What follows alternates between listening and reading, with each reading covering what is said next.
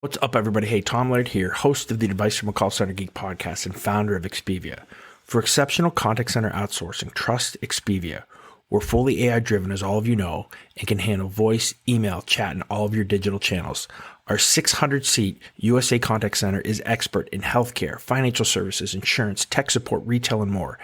Experts on the NICE CX1 platform, we ensure seamless customer experiences.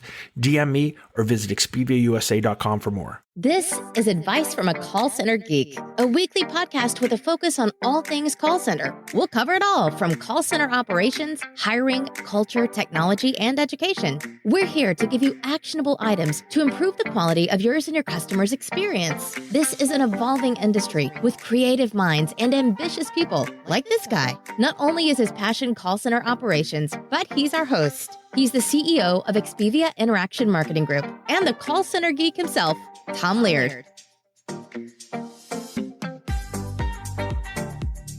Welcome back, everybody, to another episode of Advice from a Call Center Geek, the call center and contact center podcast where we try to give you some actionable items, take back in your contact center, improve the overall quality, improve your agent experience, hopefully improve your customer experience as well. My name is Tom Laird. I am the CEO here at Expivia Interaction Marketing. Expivia is a 600-seat call center and customer service outsourcing organization located here in northwestern PA. And here in Erie, PA, we have three separate contact centers, and we started bringing everybody back over the last couple weeks. And so everybody's back home now. We made that decision last Thursday, really sent everybody home last Friday. And we had about, again, 25 to 30% of our staff coming back. But, with the Delta variant, with the kind of the spread in the Erie community, I didn't think it was smart. So, we're back to where we were literally, 3 months ago or a year ago, depending on, I guess, on how you look on it. So, yeah, really frustrating. It's the pandemic that will never end. It's one of those things, I guess, right? So we just keep on trucking. I know I'm going to get questions like, well, then, Tom, why do you bring them back into the office at all? And, if you guys have been listening, it's a security thing for me, right? So I don't know if I'm right or if I'm wrong, but I just feel like, clients that have PCI data, retail clients with credit card information, HIPAA compliant data for healthcare clients, I think that they need to be here, right? So I don't know. That's kind of the decision that we made. We may rethink that, but right now we're back home. Love to hear from some of you guys too that are kind of going through this. But hey, before we get into what is to be, I think an episode that I'm kind of surprised I never did before, I just have a little bit of an announcement for the next episode next week. We've been working to try to get him on the episode for really probably about the last half year. And we finally did it. So Paul Jarman, who is the CEO of NICE inContact, which is now NICE CX1, will be joining us on Advice from a Call Center Geek. So again, really, he's a amazing guy, super down to earth, super smart. We're going to talk about AI, conversational AI, talk about the three purchases that they just made. Where do we see the contact center going? What are some tools for smaller contact centers that we think, that you really need? What are the changing channels? Is voice still king? What are some trends that are happening with that on the digital front? Because digital is such a huge piece of where things are going. So again, probably a can't miss episode, maybe one of the highlights of what we've done here. And this will be episode 118. Really excited for that. So please make sure that you listen to the next episode. I think it'll be super helpful. This episode, though, I think is going to be extremely helpful as well.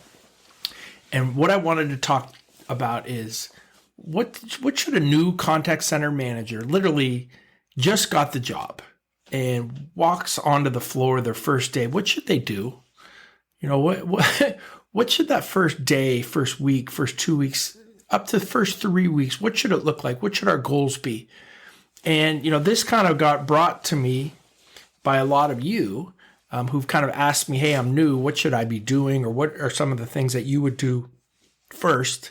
But I have a LinkedIn friend, his name is Gary Gormley, and he's a contact center specialist. And he had a post, and it was a poll that basically said, hey, you're brand new call center manager. What are some of the first things that you would do? And that really got me thinking, right? Because I haven't had to think about that in a really long time. I've had my own company for a while, and it really interests me. So I think I went on his post, and I even apologize for kind of hijacking it because I wrote this giant post on all the things that I would do. And then, over the last 10 days or so, since that, I really thought about it and said, if I left Expivia, if somebody, backed up a huge, giant truckload of money and said, hey, come run my contact center, what would be the first things that I would do? So hopefully I think that this helps you. I know that there's a lot of newer contact center managers that listen to this podcast. There's a lot of supervisors that someday are looking to take over, their own contact center. So again, hopefully that this can help you and will add some value, because I thought pretty deeply and kind of hard on this. So let's pretend that we just whether it is a outside job that we just applied for, right? So we really don't know what's going on, or if you are a supervisor or a call center rep and you get promoted, I think that this will kind of work both ways. So let's pretend this is our first day. We're going to pretend that there's no COVID. So we're actually going into the office, and whatever, it's 8:00 in the morning, and we sit down at our desk. So the first thing that I'm going to do is I'm going to set up my desk, put up my kids' pictures, put up the picture of my wife. I'm going to get a cup of coffee, right? I'm going to breathe for a second. And then I'm going to do a morning breakfast meeting with all of the management team and the floor supervisors. Now, let's talk about, before we get into this meeting, what is the goal of this meeting and what is the goal of our first really 3 weeks? And I think what you want to do by the end of your 3-week period is have the trust and have earned the trust of the managers, team leads, and reps on the floor, right? That's it. That's what you want to do. Now, there's a lot of things that you need to do to get their trust, but that's the goal of what you should be thinking of in that first month, that first 3-week period, right? You don't want to go in there, guns a-blazing and say, hey, we're going to change this, we're going to do this, we're going to do that, because a lot of times, even if you are a supervisor or some type of management person that is now running the show, you still don't know the nuance. You still don't know the politics of kind of what's going on. You might know a little bit more about the floor, but for a lot of us, you got to kind of take it slow and let's learn. So we're going to go into this first breakfast, and we're going to talk again to the management team, to the floor supervision. We'll have coffee and bagels and things like that, and literally just have a conversation of get to know you, right? So what should I be called? Should it be Mr. Laird now? Even if I'm a supervisor that got promoted, should I still just be Tom? Talk about their kids, talk about how long they've been with the company, some of the things they like. This is the time for you to listen more than it is for you to talk, right? Now you want to maybe give a quick, some things that you think that you'd like to do from a cultural standpoint, of basically, hey guys, we want to, take what you've done here, define culture. That's the other thing. And I'm going to say it kind of early on here. So many of us make the mistake of choosing improper words when we don't really mean what we're saying. So having to say that, you don't want to go in there and be like, hey guys, we're going to change all this, right? Because you're going to get pushback. And basically when you say you're going to change something in this type of setting, it basically means the way you were doing it is dumb and bad. The way that I'm doing it is smart and good, right? Me good, you bad, right? And it sets off this tone that, can cause some issues. So, I think, the tone that you want to take is, hey, we're going to work together. We're going to kind of improve this. You guys have done such a good job on so many of these things. I have a couple ideas too. And I think working together, we can really push this thing to the next direction. You basically said you're going to change things, but you're not changing things. You didn't say that actual word. So again, it's just like when you're on the phone, this is a customer service kind of deal, right? The tone is the message. You want to make sure that your tone, make sure that your word choice is appropriate. And it breeds a kind of a community with them instead of an us or me versus you or follow me or else kind of attitude. All right. So I'm going to leave that meeting, and this is still first day. I'm going to go then into my office. I'm going to go look at the KPIs that everyone has been, talking about. What KPIs are we supposed to be hitting? Is it service level? Is it handle time? Is it average speed of answer? Is it, do we have sales aspects of conversion and cross-sell and upsell and those types of metrics? What are the metrics? What are the KPIs? I'm going to kind of get my hands around it. And the other thing I'm going to see is, what do we have good dashboards for? What are we reporting well on? What are we not reporting well on? I'm going to have a notebook, And in this notebook, I'm going to just have everything that I think needs to be improved. And then I'm also going to have something that I think is awesome. What that they're doing is really, really good. And if we can kind of tie those things together again, I think, you can start to really earn some trust. So again, looking at the KPIs. Then I'm going to bring in the call center trainer. Excuse me. And I'm going to have her give me a real rough overview of the types of calls, try to give me a good feel from 30,000 feet of what we're trying to accomplish, right? So if you're an internal call center, maybe there's only 3 call types. There's customer support, and there's password resets, and there's delivery issues, right? If you're a BPO, right, there are going to be hundreds of call types, right, for all kinds of different clients. And you're never going to be able to, grasp that your first day, but you're just going to kind of get a flavor and a feel. And then what you're going to do is you're going to listen to as many calls as you possibly can your first day. That's what I would do. You're not here to QA anybody because you don't know enough. At least for most of us, we don't know enough. Now, granted, if maybe this was the center you've been working at for 20 years, you should know. But I'm going to listen. And even if this is the center you've been working at for 20 years, you don't really know the nuance of every team. And you can hear so much on culture and what supervisors are really active and positive for their team by monitoring and listening to different teams. Are some of the reps just like blah, blah, blah? Are all of them peppy and excitable? And do you see a difference in supervisors when it comes to that? So there's a lot that you can learn, again, about the whole culture of the organization, the culture of your management team by listening to calls.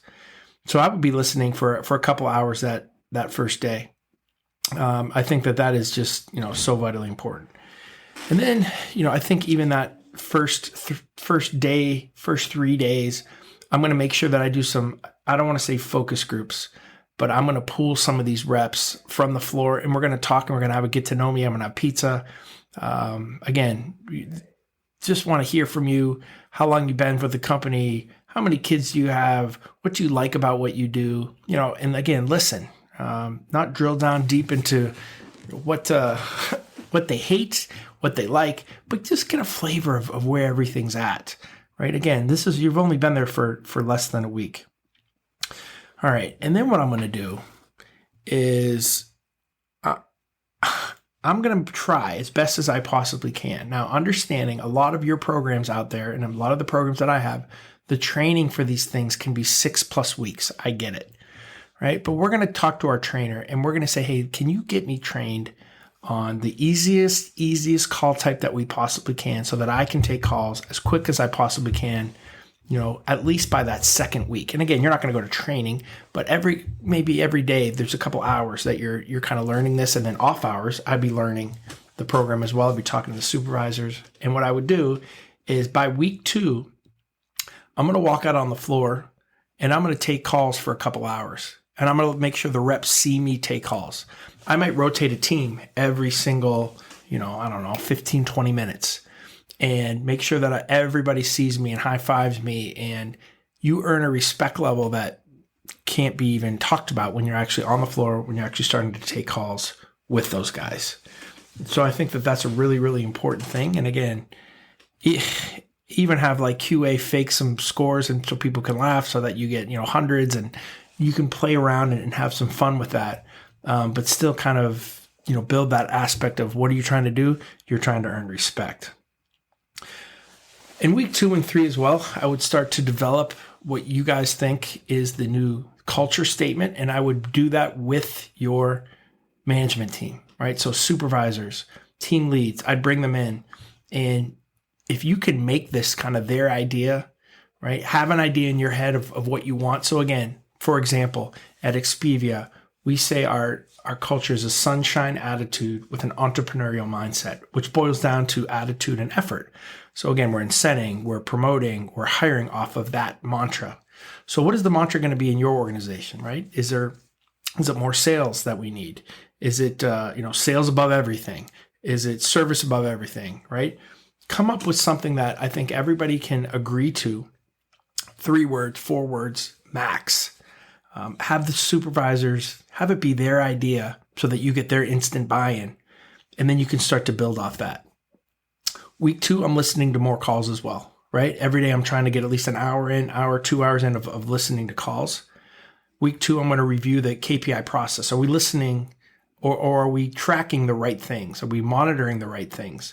How's our QA scorecards? Are they reflective of what we're doing with the KPIs that we need to hit, and also with the culture that we're trying to inform, right? If we have a culture that says it's quality over everything, and all we're doing is scoring reps on conversion and cross-sell and upsell and sales, well, those things aren't, they're not congruent. They don't make sense together. So does everything kind of flow together from that aspect as well?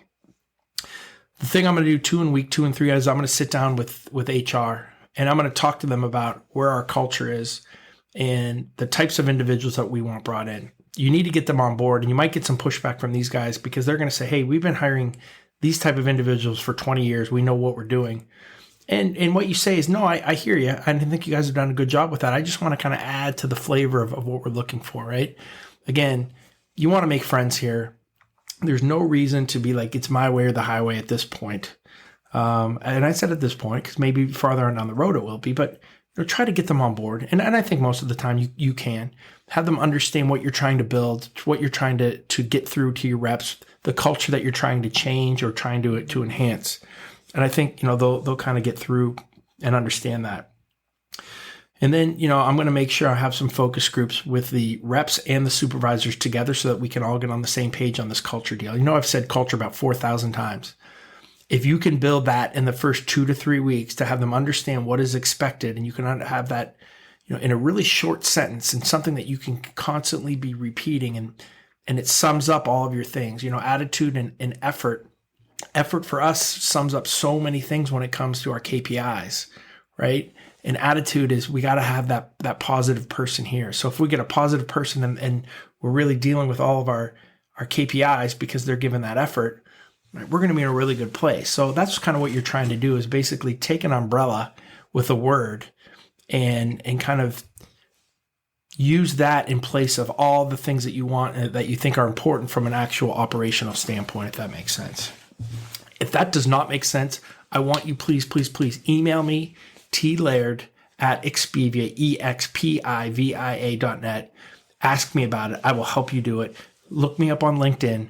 Just look up Thomas Laird on LinkedIn. I would love to try to help you and talk to you about culture. I love that stuff. All right. The last thing that you're going to do then is you're going to take everything that you learned in the first really 2 weeks.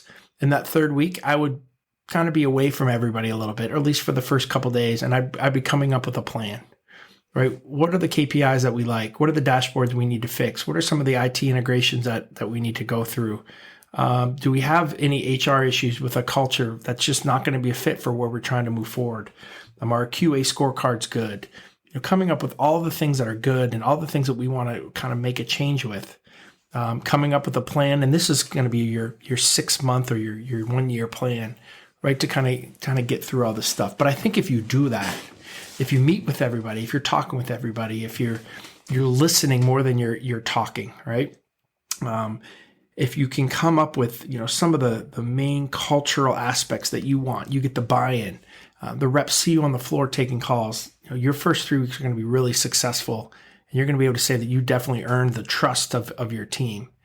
And once you earn the trust, there's just so many things that you can do that it makes the job a lot of fun, and it makes the atmosphere, I think, one that the people will start kind of running through walls for you if they know that you're there for them, if they know that you really care about what they're doing, and you think that what they're doing is important. So again, I hope that is helpful. I know, again, there's so many of you that are newer that listen to the podcast. So this one's for you guys. And again, hopefully that's helpful.